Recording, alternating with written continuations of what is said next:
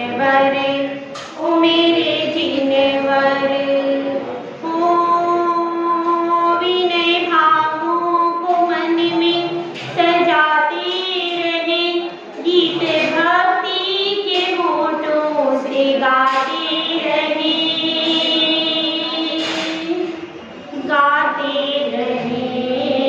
जीनवर ओ मेरे जीनवर जीनवर ओ मेरे जीनवर मान का विष सदा से है खाया मान का विष सदा से है खाया झुकना मुझको कभी ना आया मुझको कभी ना आया जग के वैभव सभी खत्म होंगे अभी जग के वैभव सभी खत्म होंगे अभी आत्मधन की कहानी सुनाते रहे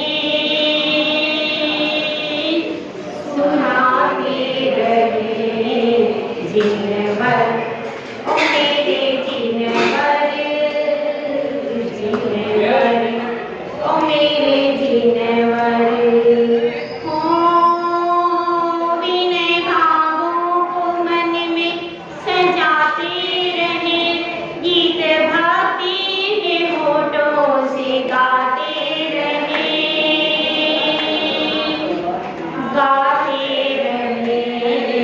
जीनवर ओ मेरे जीनवर जीनवर ओ मेरे जीनवर।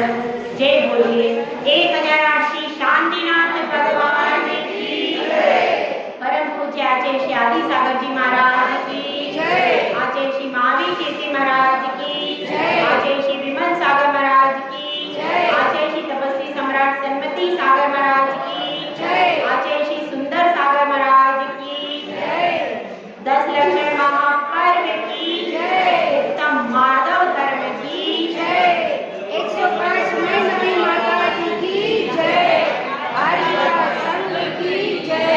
धर्म प्रेमी भव्या पहले नगर के बाहर मेला लगा करता था। दूर दराज के लोग आकर उसमें वस्तुएं खरीदते थे। सुबह से शाम तक खूब मेला भरता था और जब सांझ ढल जाती थी तो सबको अपने अपने घर की याद आ जाती थी। सांझ ढलने ही वाली है सांझ ढलने ही वाली है। पंछी अपने अपने घोंसलों की ओर चले हैं। गाय गोधूली बेला में घर की ओर लौट रही है। विचार यह करना है कि हमारी सांझ कब ढले। हाँ वर्षा आपकी सांझ कब ढल रही है कब ढलेगी ये पूछ रही हूँ। ढल रही वो नहीं पूछ रही। हाँ कब ढलेगी। हाँ धर्मेंद्र जी आपकी सांझ कब ढलेगी पता नहीं। हमको ये पता नहीं कि हमारी सांझ कब ढलेगी। फिर भी हम अभिमान करके बैठे हैं। कभी पद का अभिमान है कभी धन का अभिमान है कभी राज्य का अभिमान है। हम ये जानते नहीं हैं कि हमारी सांझ कब ढलेगी। बंधु विचार करना है। सांझ ढलने से पहले भूला घर में आ जाए। होना चाहिए भोला नहीं भूला भोला नहीं भोला भी आ जाए और भूला भी आ जाए। हाँ भूला घर में लौट आए तो उसको भूला नहीं कहते। इसीलिए अपन सब सुबह तो भटक गए थे पर अब सांझ ढलते धीरे धीरे घर की ओर आ रहे। तो अब सांझ ढलने से पहले और इस प्रलय काल की रात होने से पहले अपने अपने घर में यदि आ गए वह आत्मा रूपी घर का दरवाजा खुला है। हाँ वर्षा जी उधर का घर नहीं संजय जी का घर नहीं। कौन सा इधर वाला उधर वाला नहीं इधर वाले घर का दरवाजा खुला हुआ है। लेकिन रात हो जाएगी तो ऐसा न हो कि ये दरवाजा बंद हो जाए। ये परमात्मा बनने का द्वार खुला हुआ है तो जल्दी से इसमें आ जाइए और विषय और कषायों की आंधी से अपने को बचा लीजिए बंधुओं। आज मार्दव धर्म का दिन है, आज मार्दव धर्म का दिन है। उत्तम क्षमा धर्म में हमने समझा था कि क्रोध किस तरह से आता है और क्रोध को शांत करने के लिए हमको क्षमा किस तरह धारण करना चाहिए। बंधुओं, क्रोध आता है तो विफलता पर क्रोध आता है। जब हम विफल हो जाते हैं, जब हम हार जाते हैं, तब हम क्रोध करते हैं। क्रोध फिर हम दूसरों पर उतारते हैं और मान स्वयं की सफलता पर आता है। क्रोध अपनी विफलता पे आता है और मान अपनी सफलता पर आता है। जब सफलता मिलती है तो हम भूल जाते हैं। जो क्रोध होता है वह कैसा है? जब क्रोध होता है तो स्वयं वार नहीं करता, दूसरे के कंधे पर बंदूक रख कर वार करता है। वह अंदर बैठा रहता है सुरक्षित और पीछे से लोगों को भेजता है कि तुम ऐसा करो। यह कौन है? वह मान है। देखते हैं, दो दृष्टांत के माध्यम से समझने का प्रयास करते हैं। दो पड़ोसी थे। अब पड़ोसी की पत्नी देख रही है बाहर, अपने पतिदेव से कहती, पुराने जमाने की पत्नी, अभी वाली नहीं है। वह कहती है, अजी सुनो। क्या कह रही है? पुरानी वाली है, कम से कम होगी 50-60 साल की, अभी वाली ऐसा नहीं है। तो कह रही है, क्या? अजी सुनो, वो देखो सामने वाले पड़ोसी ने हाँ क्या कर दिया, दिन भर चिल्लाती रहती। अरे सुनो तो देखो, 3 मंजिला मकान बन गया उसका और तुम 2 ही कमरे का ये छोटा सा मकान, अपन क्या कर रहे हो तुम? मुझे 20 साल से रगड़ते रगड़ते हो गए, अब तक तुमने कुछ भी नहीं किया तुमने। अब वो क्या जवाब दे? सामने 3 मंजिला खड़ा है, झुकला भी नहीं सकता। अब क्या करे? अंदर अंदर चुप तो हो गया। अब क्या करे? अपने फ्रस्ट्रेशन को कहाँ निकाले? जैसे बेटा आया तुरंत उसको पीटना शुरू कर दिया। क्या हुआ? मान अंदर बैठा, बहुत समझदार है वो कभी पीटता नहीं है। मां हमेशा क्रोध को बाहर भेज दिया और क्रोध के कारण अब लोगों ने क्या देखा? यह गुस्सा कर रहा है, जबकि उसके अंदर क्या है? मान कशा है, मैं छोटा हो गया, ये बड़ा कैसे हो गया। और देखते हैं दृष्टांत के माध्यम से। देखिए, एक पड़ोसी ने कहा, क्या कहा कि देखो मैं कितना बड़ा हूँ, मेरे पास इतना धन है, इतनी संपत्ति है, इतना वैभव है, तुम्हारे पास क्या है? दूसरे पड़ोसी ने सुना, कोई उत्तर नहीं दिया। लेकिन जब वह घर में आता है तो पत्नी कहती है, तुम कोई काम नहीं करते, तुम कोई काज नहीं करते, ऐसे ही बहुत सारा अनाज खा जाते हो, ऐसा कोई कहता है? लेकिन वो कह रहे तो उसकी एकदम से त्योरियां चढ़ गई। जब हम बड़ा बनना चाहते हैं और हमें हीन दृष्टि से देखा जाता है तो क्रोध आता है। मान हमेशा किस लिए आता है? मान आता है सफलता पर और क्रोध बाहर निकलता है तो हमको लगता है कि इसको क्रोध आ गया। परंतु जब तक हम समझते हैं कि हम क्या हैं, हम कुछ हैं, हमारी अपनी कोई इमेज होती है, हमारा अपना एक कोई स्टेटस होता है, हमारा एक कोई जगह होती है, हमारा एक कोई मुकाम होता है और उस मुकाम पर हम बैठते, उस मुकाम पर बैठते हुए यदि कोई हमें कुछ कह दे तो हमें गुस्सा क्यों आता है? इसलिए कि हमारी इमेज को ठेस लगती है। इसीलिए मतलब ठेस मान को लगी और बाहर क्रोध आ गया। इसको समझने का प्रयास करें। इसको समझने के लिए हम चलते हैं, एक और दृष्टांत की तरफ चलते हैं। एक दृष्टांत है, बहुत अच्छा दृष्टांत है। देखिए, आप सबके जीवन से जुड़ा हुआ दृष्टांत है और आप सब समझना एक छोटे से दृष्टांत के माध्यम से। एक छिपकली थी, छिपकली आप सबने देखी?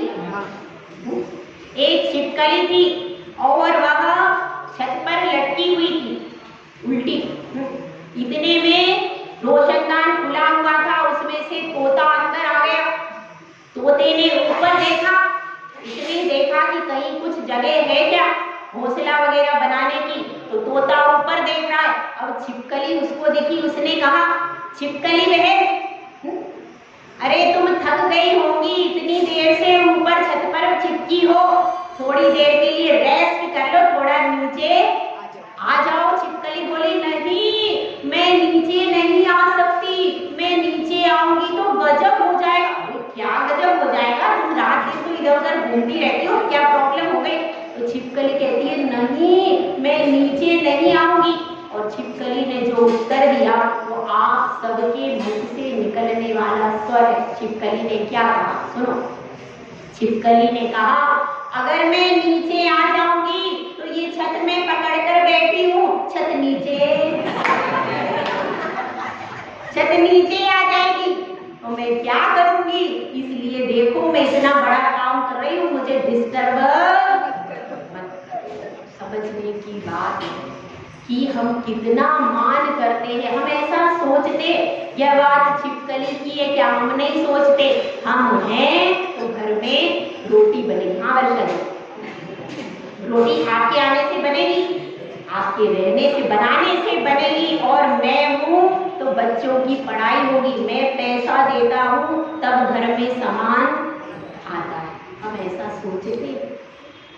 लेकिन देखिए, अब देखिए एक और दृष्टांत के माध्यम से अपन आगे चलते हैं। दो कुत्ते, दोनों कुत्ते गली में बात कर रहे। आपने कभी सुना है किसी कुत्ते को बात करते?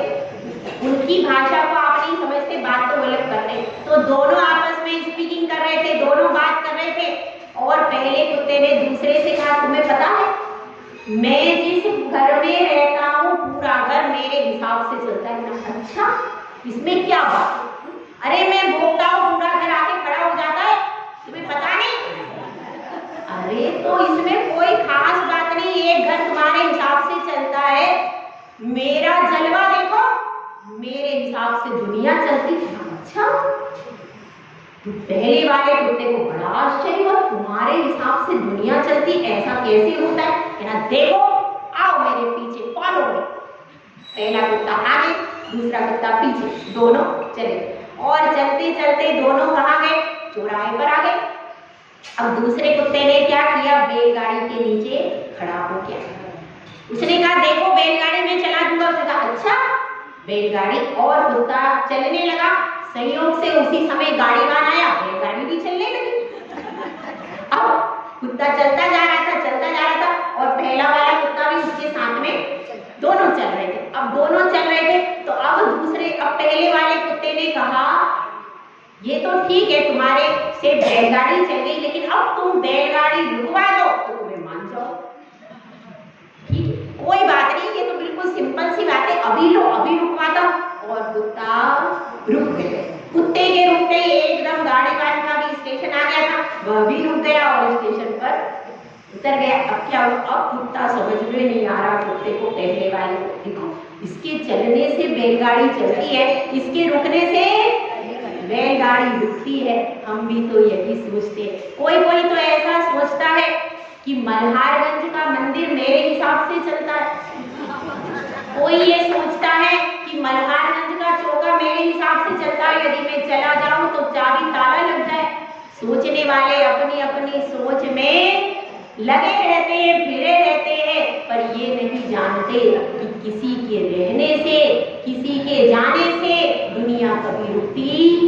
अनादिकाल से ये सफर चलता आ रहा है और अनादिकाल तक चलता रहेगा। यह जिन धर्म अनादिकाल से चल रहा है और अनादिकाल तक चलता रहेगा।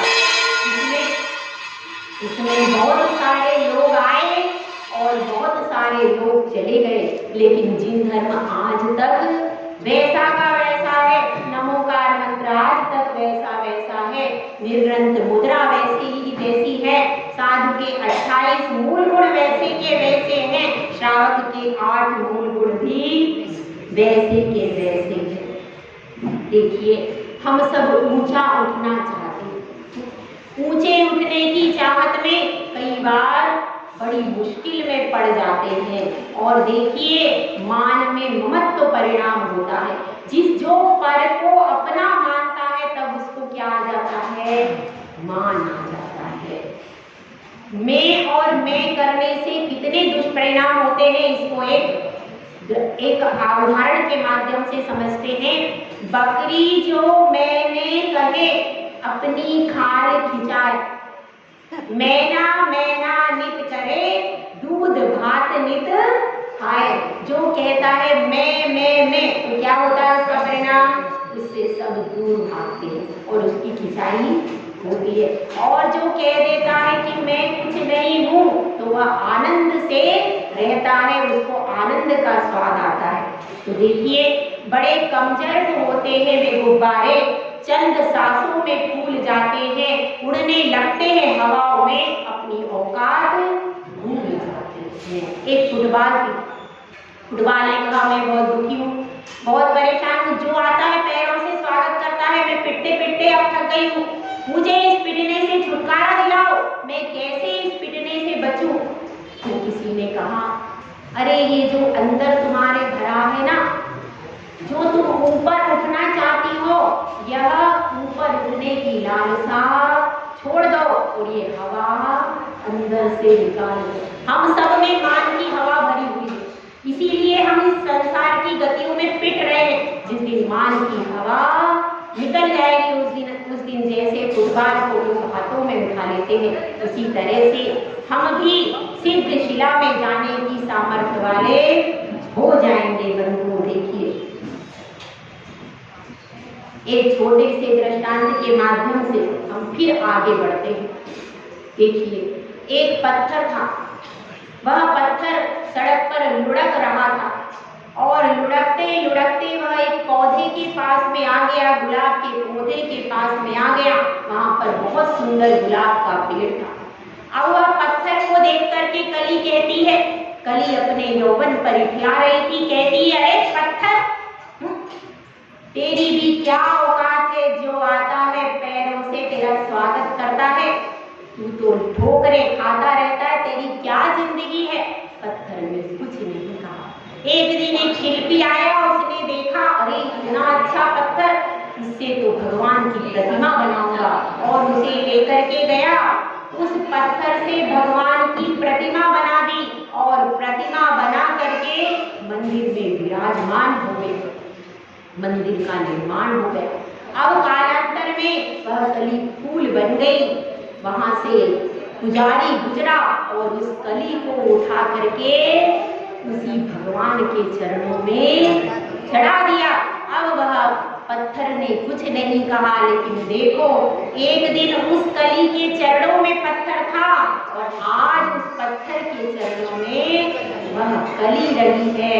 इसलिए बंधुओं किस चीज का हम अभिमान कर रहे हैं, मत कर तू अभिमान, मत कर तू अभिमान रे बंदे, झूठी तेरी शान रे, मत कर तू अभिमान, मत कर तू अभिमान रे बंदे, झूठी तेरी शान रे, मत कर तू अभिमान।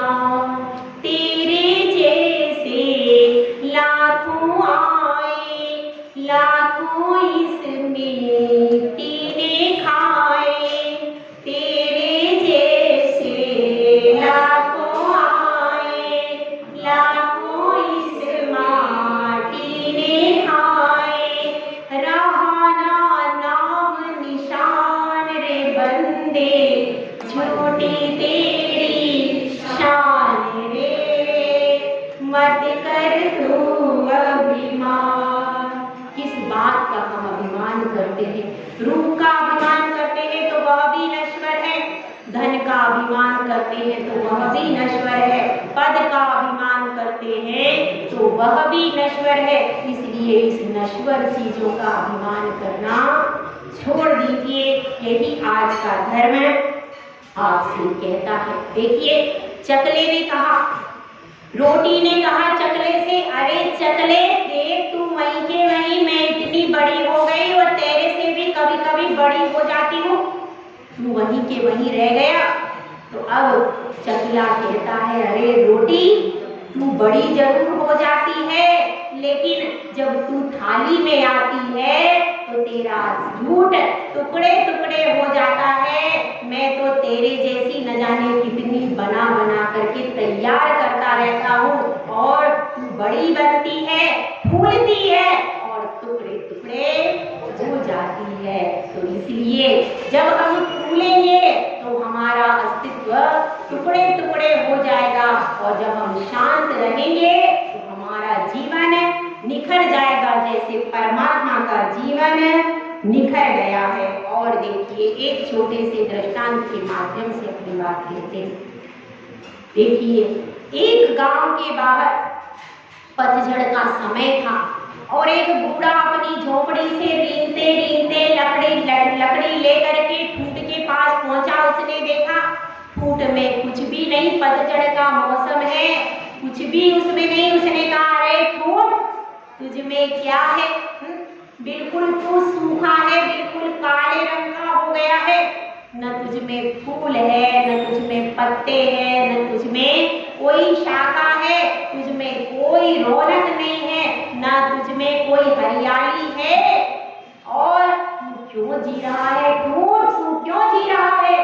तो ठूंठ कहता है, अरे बूढ़े, तेरे हाथ मोमबत्ती, पैर अगरबत्ती, पेट में आग नहीं, मुख में दाग नहीं, कमर झुक गई, बाल तेरे गिर गए, तू क्यों जी रहा है? अरे सुन रे बूढ़े, सावन फिर से आएगा, मैं हरा हो जाऊंगा, भरा हो जाऊंगा, मेरे रोम रोम में वो सावन लहराएगा, मेरे पास पत्ते होंगे, सुंदर सुंदर फूल होंगे, बड़े बड़े फल होंगे, लोग मेरी छाया में बैठेंगे। लेकिन बूढ़े सुन, क्या तू कभी जवान होगा? तू कभी भी जवान नहीं होगा। बंधुओं, हम दूसरे के ऊपर उंगली उठाते हैं, कभी वह उंगली अपने ऊपर उठा करके देखिए कि हम कहाँ हैं, हमारा अस्तित्व कितना है। मत कर माया को अहंकार, मत कर माया को अहंकार मान, मायागार से गांची हो जैसे ओसरा मोती, झोंका पवन का लग जाए, झपका पवन का लग जाए, कायागार होगा सी हो जैसे ओसरा मोती, झपका पवन का लग जाए, झोंका पवन का लग जाए, कायागार होगा जी। झूठा माई थारो बाप, झूठा सकल परिवार, झूठा टूटता छाती हो, झूठा टूटता छाती रे, जैसे ओसरा मोती, झोंका पवन का लग जाए, झपका पवन का लग जाए, कायागार होगा जी। वो कितना सखत था महाराज, जिनका मूले को मेराज, जागर झूलता हाथी हो, जागर झूलता हाथी रे, तागर दिया ना बाती, झोंका पवन का लग जाए, झपका पवन का लग जाए, काया तेरी गार होगा। बंधु, विचार हमें करना, कितने दिन की यह जिंदगी है, कितने दिन का ये समा बना है। है। अगर जब तक यह वीतरागी के पास समा बंधा है वही आपका समा है, उसके बाद तो फिर दुख ही दुख जमा हुआ है। तो अपने जीवन को उत्थान करने की बेला आ गई, कब आएगी? अगर हम जब चाहेंगे तब हमारे उत्थान की बेला हमारे आगे खड़ी हो जाएगी। इसलिए बंधुओं, विचार करना है। मान करते करते सदियां निकल गई हैं। अब हमारे जीवन में इस मान को नहीं रखना है। इस मान से हमें निवृत्ति चाहिए तो किसका आश्रय लेना पड़ेगा? अगर हमें इस मान से निवृत्ति चाहिए तो विनय का आश्रय लेना पड़ेगा, क्योंकि मान में घर्षण है, विनय में समर्पण है। विनय आती है तो व्यक्ति समर्पित हो जाता है। ज्ञान, दर्शन, चारित्र और उपचार, 4 प्रकार की विनय आगम में कही गई है। ज्ञान की विनय, दर्शन की विनय, चारित्र की विनय और उपचार विनय। इन 4 प्रकार की विनय का जो आराधन करता है उसके जीवन में क्या खिलता है? उसके जीवन में उत्तम मानव धर्म का फूल खिलता है। मिट्टी को लेने कुम्हार गया था, इसको घड़ा बनाना है। देखा मिट्टी एकदम लाल लाल आंखों से देख रही, एकदम लाल लाल हो रही। उसने कहा, अरे मिट्टी तुम इतनी लाल लाल क्यों हो? और फिर उसने उस पर क्षमा का पानी डाल दिया। मिट्टी की ललाई थोड़ी सी शांत हो गई। क्षमा का पानी पड़ते ही लड़ाई शांत हो गई, लेकिन अभी कठोरता है, अभी मुलायम नहीं हुई है मिट्टी। और फिर उस मिट्टी को मुलायम करने के लिए उसने अपने पैरों से रोना चालू कर दिया। विनयवान बनने के लिए, झुकने के लिए क्या करना होता है? झुकने के लिए सहन करना होता है और विनय गुण सीखना होता है। विनय गुण में झुकना आना चाहिए। जैसे जैसे हम झुकते हैं प्रिय बनते जाते हैं। दुर्योधन ने द्रोणाचार्य से कहा, इतने सारे 100 कौरव है, 5 पांडव है, लेकिन आप तो अर्जुन से ही स्नेह करते हो। आपका प्रिय शिष्य अर्जुन क्यों है? मुझे बता दो। आप पार्शियलिटी करते हो, सब कुछ अर्जुन को देते हो। तो द्रोणाचार्य कहते हैं, देखो अर्जुन में विनय गुण है, इसीलिए मैं देता नहीं है। वो अपने विनय गुण से झुक के अपने आप सब कुछ ले लेता है, वो सहज ही ले लेता है और मुझे पता ही नहीं चलता कि कब उसने क्या ले लिया। जो विनयवान होता है, भगवान के पास भी यदि विनयवान भक्त होता है तो भगवान की भक्ति का फल उसको तुरंत मिल जाता है। इसीलिए हम सबको विनयवान बनना है। बड़े बड़े पेड़ तूफानों में धराशायी हो जाते हैं, घास बिछ जाती है, उसके ऊपर कुछ भी नहीं होता। जो बिछ जाता है, जो भगवान की भक्ति में बिछ जाता है, वह फिर अपने जीवन का उत्थान कर पाता है। तो हम सबको अपने जीवन में विनय गुण का पाठ करना। अगर मान करना है तो किसका करना है भाई? यह मान नहीं करना, इस धन वैभव का, रूप का, इन सब का मान नहीं करना। मान हमें करना है तो किसका? हम जैन कुल में जन्मे अभिमान करूं। हमें गौरव होना चाहिए कि हम जैन कुल में जन्म हुआ है हमारा। अपने बच्चों को, अपने नौनिहालों को आपने कभी नहीं सिखाया कि हम जैन कुल में जन्मे हैं, इसका अभिमान करो। यदि ऐसा होता तो आज वो बेटियां बाहर दूसरी समाज में शादी करने की इच्छा नहीं रखती। अगर उनको बताया होता कि ये वीतरागी धर्म की महिमा क्या है, वह वीतरागी धर्म की महिमा को नहीं जानती, तभी तो भटक जाती है। जब उनको एक बार वीतरागता की महिमा का आभास हो जाए तो कोई कितना भी कहे तो वीतरागता का पंथ छोड़कर न जाए। अपने बच्चों को सिखाइए कि हम जैन कुल में जन्मे, अभिमान करो रे, हमारे पास सबसे बड़ा नमोकार मंत्र है, हमें उसका अभिमान है, गौरव है हमारा। हमारे पास निर्ग्रंथ साधु है जो 24 घंटे में एक बार भोजन पानी करते हैं, मीलों पैदल और उसमें भी अंतराय हो जाए तो फिर अगले दिन आहार करते हैं। आज भी कितने सारे साधु कोई 10 लक्षण के उपवास कर रहे हैं, कोई 16 कारण कर रहे हैं, कोई पंचमेरु के व्रत कर रहे हैं। तरह तरह से आचार्य गुरुदेव सुंदर सागर महाराज की भीलवाड़ा में 10 लक्षण के उपवासों की कठिन साधना चल रही है। उनका 9वां वर्ष है, 9 साल से वो इस प्रकार से 10 लक्षण की साधना, न जाने कितने कितने साधु साधना कर रहे हैं। हमारा गौरव है, अपने गौरव को अपने बच्चों को जरूर बताइए, जिससे वे भटक करके कहीं शराबता के राग द्वेष के पथ पर न चले जाएं। इसीलिए अभिमान जिनकुल का करो, नमोकार का करो, निर्ग्रंथ साधु को करो, अपने श्रावक पति का करो, अपने सम्यक दर्शन का अभिमान करो और इस अभिमान से अपने धर्म की रक्षा करते हुए विनय से देवशास्त्र गुरु के चरणों में समर्पित होते हुए हम सब अपने उत्थान के पथ पर चले। जय बोलो आचार्य सुंदर सागर महाराज की जय।